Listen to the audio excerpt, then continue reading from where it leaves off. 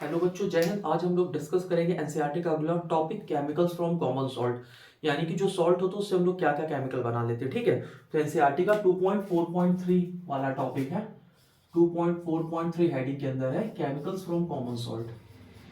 Chemicals from common salt. Common salt यानी कि जो कॉमन सॉल्ट होता है, नमक होता है, इससे हम लोग क्या क्या केमिकल्स यहाँ पे बना सकते हैं। जैसे हम लोग क्या क्या बनाते हैं, सबसे पहला sodium hydroxide NaOH chlor alkali process से। दूसरा केमिकल क्या बनाते हैं, ब्लीचिंग पाउडर कैल्शियम ऑक्सीक्लोराइड। तीसरा क्या बनाते हैं, baking soda sodium hydrogen carbonate. चौथा क्या बनाते हैं, baking powder sodium hydrogen carbonate plus H+। और लास्ट में हम लोग क्या बनाते हैं, सोडियम कार्बोनेट। ठीक है, .10H2O, जिसको हम लोग वॉशिंग सोडा भी बोलते हैं। तो ये चीजें हम लोगों को पढ़नी है। सबसे पहले हम लोग सॉल्ट के बारे में एक दो पॉइंट देख लेते हैं कि एनसीईआरटी में एक टर्म दिया गया रॉक सॉल्ट। रॉक सॉल्ट क्या होता है, जब हम लोग सॉल्ट को ऑब्टेन करते हैं सी के वाटर से, तो वो ऐसे नहीं रहता जैसा पिसा हुआ आप लोगों को मिलता है, वो ढोका के फॉर्म में रहता है, तो उसी को हम लोग क्या बोलते हैं, रॉक सॉल्ट बोलते हैं। ठीक है, तो यहां पे सबसे पहला पॉइंट क्या है, the salt obtain from the sea water as a rock salt। ठीक है, as a rock salt, as a rock salt by the process called evaporation, by the process called evaporation। ठीक है, एवापोरेशन। जब हम लोग evaporation करवाते हैं समुद्र के पानी का, तो उस टाइम पे हमको क्या चीज यहां पे मिलती है, रॉक सॉल्ट मिलती है। और रॉक सॉल्ट किस प्रोसेस से मिलता है, एवापोरेशन से मिलता है। ठीक है, एक चीज आपको यहां पे बताते हैं, एवापोरेशन और बॉइलिंग में फर्क क्या होता है। थोड़ा सा इंपॉर्टेंट पॉइंट है और जानना भी चाहिए, हालांकि सिलेबस में नहीं है, लेकिन जान लो थोड़ा सा। दो चीज आप पढ़ते हो, एवापोरेशन पढ़ते हो, दूसरा बॉइलिंग पढ़ते हो। बॉइलिंग एवापोरेशन में फर्क क्या होता है ये समझो। एवापोरेशन एनी टेम्परेचर पे होता है ना, एनी टेम्परेचर। एवापोरेशन करवाने के लिए कोई टेम्परेचर इतना ही होना चाहिए या फिर इतना ही होगा टेम्परेचर, टेम्परेचर की कोई मतलब इंपॉर्टेंस उतनी ज्यादा नहीं होती। लेकिन बॉइलिंग कब होती है, बॉइलिंग एक फिक्स टेम्परेचर पे होती है। ठीक है, बॉइलिंग का एक फिक्स टेम्परेचर होता है। जैसे आप लोग बताते हो ना कि वाटर का जो बॉइलिंग पॉइंट होता है कितना होता है, 100 डिग्री सेल्सियस होता है at a fix atmospheric pressure. जबकि जो एवोपरेशन होता है वाटर के एवोपरेशन का, तो टेम्परेचर कहीं पे लिखा नहीं रहता कि मतलब कितना क्या एवोपरेशन का टेम्परेचर है वाटर का। ठीक है, तो ये डिफरेंस होता है बॉइलिंग और एवोपरेशन बीच में, कि एवोपरेशन किसी भी टेम्परेचर पे होता है और जो बॉइलिंग होती है, बॉइलिंग एक फिक्स टेम्परेचर पे होती है। अब हम लोग देखते हैं, कुछ यूजेस देख लेते हैं। ठीक है, सॉल्ट के। नमक हमारे डेली लाइफ में कहां कहां पे यूज होता है, जैसे एज अ प्रिजर्वेटिव भी यूज होता है नमक। इसके साथ इससे कुछ रॉ मटेरियल्स का भी फॉर्मेशन होता है। ठीक है, तो जो सबसे पहला यूज है सॉल्ट का, वो क्या है, हमारे बॉडी में जो हमारा नर्वस सिस्टम होता है, नर्वस सिस्टम में ये किस चीज में हेल्प करता है, it helps in conduction of nerve impulse. It helps in conduction of nerve impulse.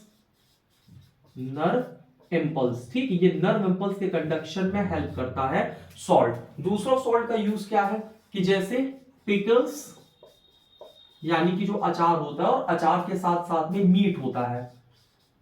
अचार और मीट में ये कैसे यूज होता है, प्रिजर्वेटिव की तरह। प्रिजर्वेटिव यानी कि अगर सॉल्ट का ठीक ठाक अमाउंट इसमें यूज हो रहा है तो जल्दी से चीजें खराब नहीं होती। तीसरा इसका यूज होता है in making soap, in making soap and detergent, soap and detergents, detergent. अच्छा, सोप और डिटर्जेंट को हम लोग कैसे डिफाइन करते हैं, सोप क्या होता है, डिटर्जेंट क्या होता है।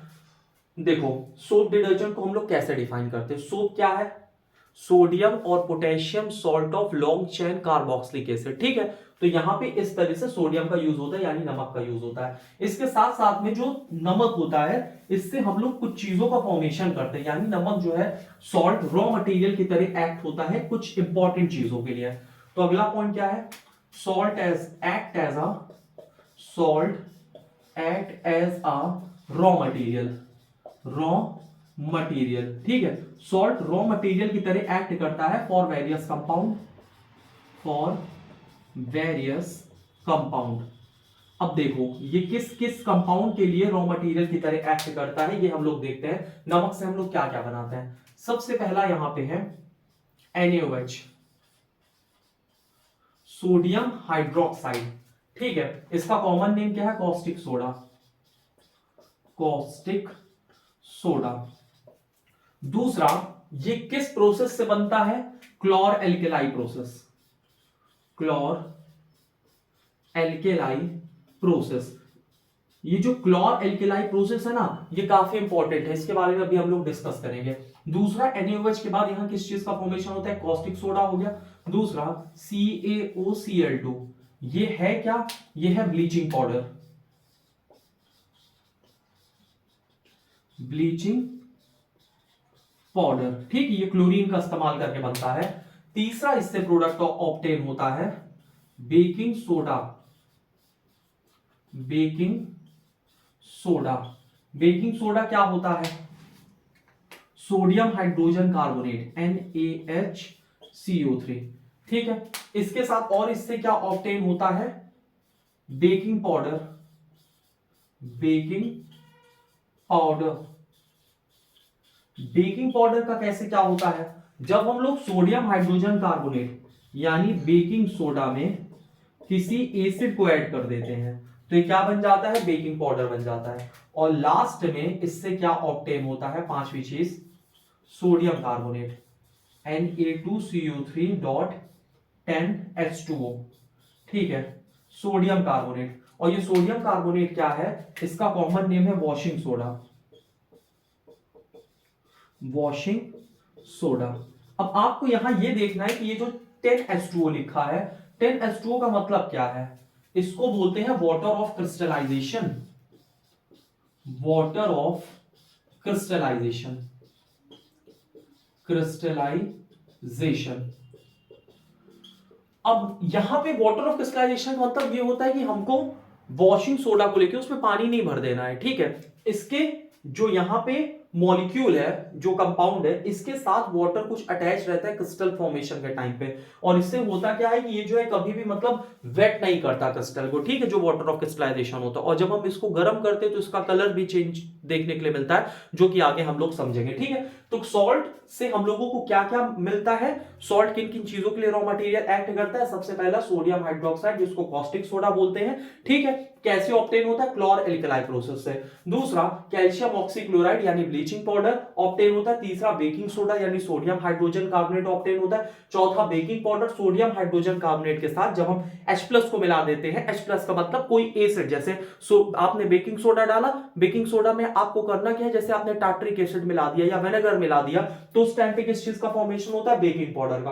और इसके साथ यहां पे सोडियम कार्बोनेट Na2CO3.10H2O, ये क्या रिप्रेजेंट करता है, वॉशिंग सोडा रिप्रेजेंट करता है, ठीक है। इतनी चीजें आपको यहां पे नोट कर लेनी है। अब आगे की चीजें हम लोग देखते हैं। और ये जो 10H2O लिखा है, इसका मतलब है वाटर ऑफ क्रिस्टलाइजेशन। यहां तक चीजें समझ में आ रही है, इसका स्क्रीनशॉट ले लो, इसको जल्दी से लिख लो। इसके बाद अगले पॉइंट पे हम लोग चलते हैं, ठीक है। देखो अगला पॉइंट हम लोग क्या पढ़ेंगे, क्लोर एल्केलाई प्रोसेस। तो चलते हैं हम लोग अगले पॉइंट की तरफ, क्लोर एल्केलाई प्रोसेस कैसे होता है, इसका नाम क्यों पड़ा क्लोर एल्केलाई प्रोसेस, ये चीजें हम लोग देखेंगे। चलो समझते हैं क्लोर एल्केलाई प्रोसेस। हमको सबसे पहले यहां पे ब्राइन सोल्यूशन लेना है। ब्राइन सोल्यूशन क्या होता है, mixture of salt and water. आपको NaCl लेना है, NaCl को आपको वाटर में डाल देना है। NaCl और वाटर के मिक्सचर को हम लोग क्या बोलते हैं, ब्राइन सोल्यूशन, ठीक है, ब्राइन सोल्यूशन। और ब्राइन सोल्यूशन के बाद हमको अगली चीज क्या करनी, ये समझो, हमको इससे करंट पास करवा देना। जब भी हम करंट पास करवाते हैं तो ये क्या कहलाता है, इलेक्ट्रोलिसिस को बोलते हैं, ठीक है। तो हमको इसकी क्या करवानी है, इलेक्ट्रोलिसिस, इलेक्ट्रोलिसिस, यानी कि हमको इससे करंट पास करवा देना है। देखो किस चीज का फॉर्मेशन होगा, NaCl और वाटर आपने लिया, इन दोनों को कंबाइन करके ब्राइन सोल्यूशन कहते हैं। किस किस चीज का फॉर्मेशन होगा ये समझो, यहां पे बनेगा NaOH, sodium hydroxide plus H2 hydrogen gas निकलेगी, और यहां पे Cl2 क्लोरीन गैस निकलेगी। तो यहां पे ये पूरी रिएक्शन कौन सी है, ये है क्लोर एल्केलाई रिएक्शन। इसको क्लोर एल्केलाई प्रोसेस क्यों बोलते हैं, क्योंकि यहां से क्लोरीन निकल गया, यहां से नाम आ गया क्लोर, और यहां पे जो NaOH है ये क्या है, एल्केलाई। एल्केलाई क्या होता है, water soluble base, water soluble base, यानी कि जो बेस पानी में घुल जाए उसको हम लोग क्या बोलते हैं, एल्केलाई बोलते हैं। तो इस वजह से इस रिएक्शन का नाम क्या पड़ गया, क्लोर एल्केलाई प्रोसेस। अब एनसीईआरटी में एक छोटा सा डायग्राम दिया गया है, ठीक है, इसको नोट डाउन करो। एनसीईआरटी में एक छोटा सा डायग्राम दिया गया है, उस डायग्राम के साथ अब हम लोग समझते हैं कि वो डायग्राम यहाँ पे क्या है और वो डायग्राम क्या रिप्रेजेंट कर रहा है, ठीक है, उसके बारे में हम लोग देखते हैं। आपको करना क्या है, सबसे पहले एक बीकर लेना है और उसमें इलेक्ट्रोड लगा देना है। तो ठीक है, यहाँ पे एक हम लोग बीकर ले लेते हैं, ठीक है। ये हमने क्या किया, एक ऐसे बीकर ले लिया और बीकर में इस तरह से डायग्राम कुछ ऐसा बना है एनसीईआरटी में, ठीक है, ये, और यहां से आउटलेट है प्रोडक्ट का, यहां से इनलेट है, यहां से हम लोग ब्राइन सोल्यूशन सप्लाई करेंगे, और इसके बाद एक इलेक्ट्रोड यहां पे इस तरह से है, दूसरा इलेक्ट्रोड यहां पे इस तरह से है, और it is connected to a battery या सेल, ठीक है, सेल से कनेक्टेड हो गया। अब इसके बाद देखो यहां पे क्या है, हमको यहां से अंदर क्या डालना है, इसके ब्राइन सोल्यूशन। ब्राइन सोल्यूशन हमको यहां से अंदर डालना है, ब्राइन सोल्यूशन। ब्राइन सोल्यूशन अभी आपको पता है क्या होता है, NaCl प्लस H2O, ठीक, ये ब्राइन सोल्यूशन हो गया। तो हम यहां से ब्राइन सोल्यूशन की सप्लाई कर देते हैं। इसके बाद एक तरफ हम बनाते हैं पॉजिटिव चार्ज, एक तरफ बनाते हैं निगेटिव चार्ज। ये जो पॉजिटिव चार्ज है, पॉजिटिव चार्ज के साइड पे क्या होता है बताओ, एनोड, ANOD। निगेटिव चार्ज के साइड पे क्या होता है, कैथोड, ठीक। तो पॉजिटिव चार्ज के साइड क्या है, एनोड, निगेटिव चार्ज के साइड पे क्या है, कैथोड। आपको पता है केटायन पॉजिटिव होता है, एनायन निगेटिव होता है, इसी का उल्टा कर दो, ठीक है, केटायन पॉजिटिव तो कैथोड निगेटिव, और anion, cation positive anion negative, anion negative तो एनोड पॉजिटिव, ठीक है। तो यहां पे ये चीजें हैं। इसके बाद आपको करना क्या है, जब ये यहां पे जाता है और जब इसकी इलेक्ट्रोलिसिस होती है, इलेक्ट्रोलिसिस का मतलब जब NaCl और वाटर से जब हम लोग करंट पास करवाते हैं तो ये ब्रेक होता है, और ब्रेक होने के बाद क्या क्या रिलीज होता है ये समझो। एनोड के साइड पे देखो, एनोड पॉजिटिव है तो इधर साइड पे, एनोड के साइड पे निकलता है क्लोरीन, ठीक है, यहां पे क्या निकलता है, क्लोरीन। और जबकि कैथोड के साइड पे यहां पे क्या निकलता है, कैथोड के साइड पे निकलता है हाइड्रोजन। और यहां से एक आउटलेट है, यानी कि कैथोड की ही तरफ से यहां पे एक और कंपाउंड निकलता है, NaOH, सोडियम हाइड्रोक्साइड। तो इसके 3 प्रोडक्ट होता है, ठीक है, और इस तरह से फॉर्म होता है। अब हम इन तीनों प्रोडक्ट का यहां पे फंक्शन देख लेते हैं कि इन सब का फंक्शन क्या है। सबसे पहले हम लोग देखते हैं क्लोरीन का फंक्शन क्या है। तो it is used as a disinfectant, it is used as a disinfectant, disinfectant, ये डिसइंफेक्टेंट की तरह यूज होता है। अब डिसइंफेक्टेंट क्या होता है बच्चों, ऐसी कोई चीज जो कि बैक्टीरिया को मारने के काम में आती है उसको हम लोग क्या बोलते हैं, डिसइंफेक्टेंट। तो पहला पॉइंट क्या है, ये डिसइंफेक्टेंट की तरह यूज होता है। दूसरा, ये HCl फॉर्मेशन में इस्तेमाल होता है, ठीक है, हाइड्रोक्लोरिक एसिड इससे बनाया जाता है। अब हाइड्रोक्लोरिक एसिड इससे कैसे बनाया जाता है, हाइड्रोजन और क्लोरीन दोनों को आपस में जोड़ दो, बन गया हाइड्रोक्लोरिक एसिड, ठीक है। तीसरा, इससे पेस्टिसाइड का फॉर्मेशन होता है, पेस्टिसाइड, पेस्टिसाइड का फॉर्मेशन होता है। चौथा, इससे ब्लीचिंग पाउडर बनाया जाता है, ब्लीचिंग पाउडर, ठीक है।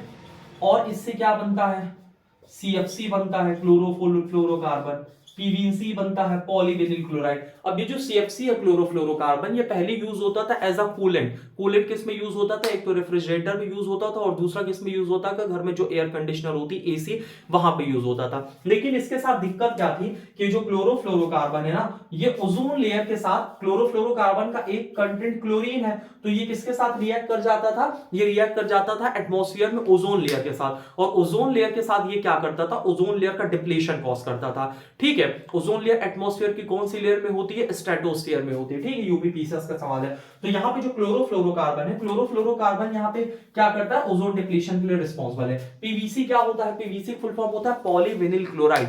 और जो पॉलीविनिल क्लोराइड होता है, ये जो घर में वायर्स लगी होती है ना, उसके ऊपर जो कोटिंग होती है प्लास्टिक की, ये किस चीज से बनी होती है? पीवीसी होती है, पॉलीविनिल क्लोराइड होता है, ठीक है। ये क्या करता है? जैसे अगर तार में एक्स्ट्रा हीट वगैरह जनरेट होती है तो ये शॉर्ट सर्किट वगैरह को यहाँ पे प्रिवेंट करता है। तो पीवीसी का यहाँ पे इतना इस तरह से यूज हो गया। तो ये चीजें हैं। एक चीज और इससे फॉर्म होती है, पेस्टिसाइड, ठीक है। पेस्टिसाइड भी है, तो चाहो तो पेस्टिसाइड भी नोट कर लो। पेस्टिसाइड, पेस्टिसाइड क्या होता है? पेस्ट को मारने के लिए यूज होती है। अगला हम लोग पढ़ते हैं हाइड्रोजन। हाइड्रोजन से हम लोग क्या क्या फॉर्म करते हैं ये देखते हैं। सबसे पहले हाइड्रोजन से फॉर्म होता है वेजिटेबल घी। वेजिटेबल घी, वेजिटेबल घी के साथ साथ मैर्गरीन। मैर्गरीन की स्पेलिंग क्या है? MARGARINE,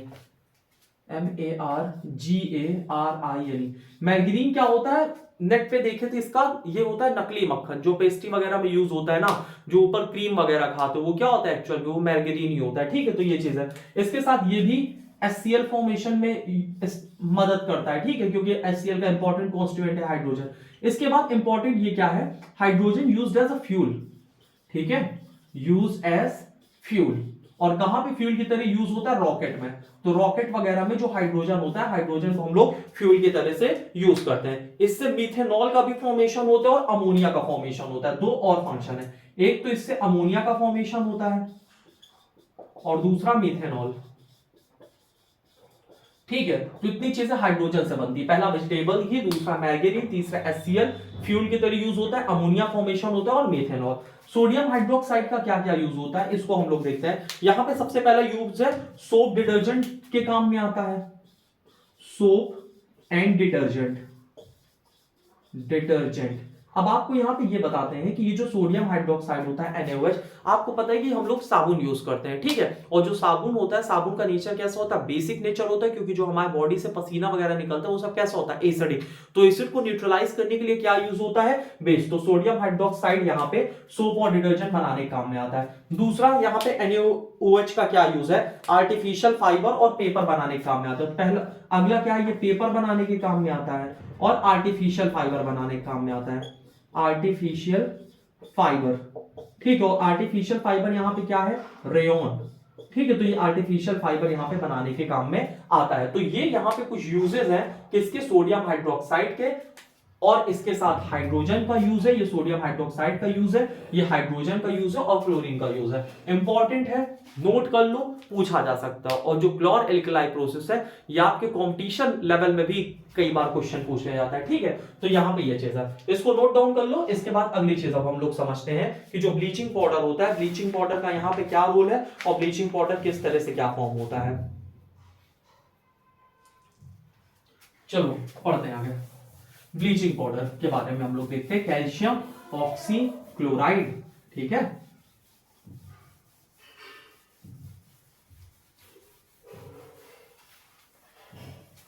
अगला टॉपिक हम लोगों को क्या पढ़ना है? ब्लीचिंग पाउडर, कैल्शियम ऑक्सीक्लोराइड का फॉर्मेशन कैसे होता है।